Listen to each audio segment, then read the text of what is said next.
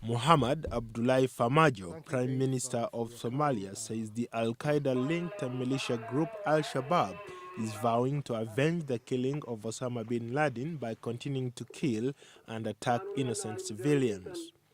Al-Shabaab is trying to overthrow Somalia's transitional government and set up a state based on strict interpretation of Sharia law.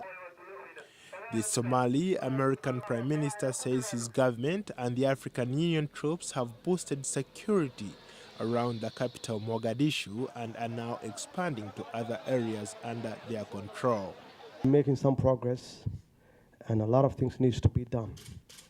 In the short period we are in office, we have improved the security condition.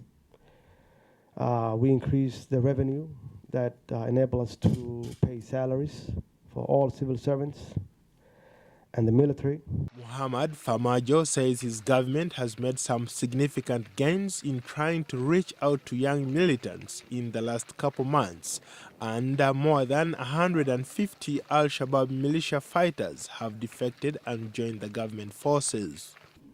In the middle rank and the youth who's doing the legwork and fighting, we reach out to them, and as a result, there is like over close to 150 defectors coming to our side, and we have received calls from those youth asking us where they can come if they wanted to defect.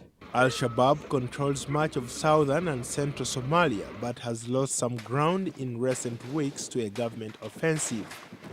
Last week, officials in Somalia's Puntland region said at least 26 people were killed in fighting between government soldiers and Islamist insurgents.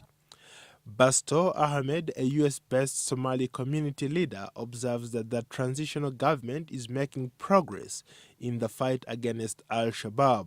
This is the first government who has really some sort of success on the ground against the Shabbab and against this terrorist group that are in Somalia.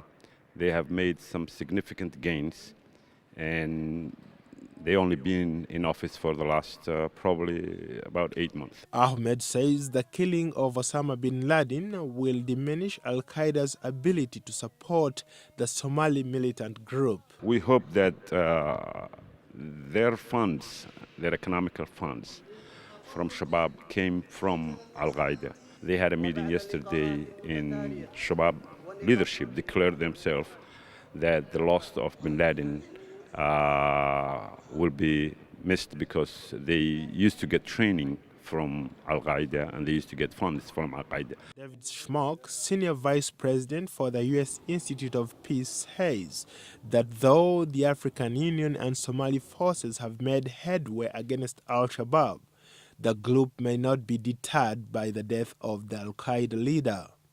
Well, I think Al-Shabaab, although it's affiliated with Al-Qaeda, I don't think it'll be significantly influenced or held back by the death of bin Laden. I would expect Al-Shabaab to carry on with its nastiness. Critics are urging Somalia's transitional federal government to engage young militias in a dialogue aimed at integrating them into government forces, and where possible rehabilitate militants who have caused so much suffering in Somalia. Paul Ndiho, VOA News.